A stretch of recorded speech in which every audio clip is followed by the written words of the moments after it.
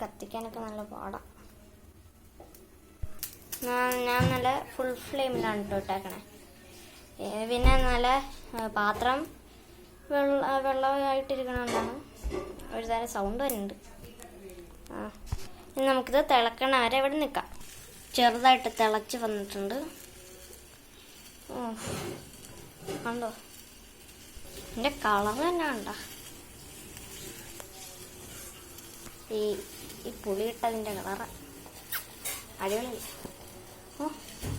തിളച്ച് പൊങ്ങുമ്പോൾ തന്നെ ഓഫ് ചെയ്യണം കേട്ടോ. അപ്പോൾ തിളച്ച് പൊങ്ങിയിട്ടുണ്ട്. ഇനി നമുക്ക് സിമ്മാക്കാം. ഇനി നമുക്കിത് ഓഫ് ആക്കാം.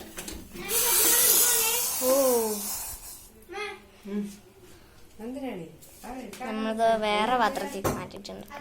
ആ പാത്രത്തേക്ക് ഇടിക്കാൻ നല്ല പാക്കിയിരിക്കും. ഇനി നമുക്കൊരു തേങ്ങ കുറച്ച് മതി കേട്ടോ. കുറച്ച് തേങ്ങ ചിരണ്ടി ഇടാം.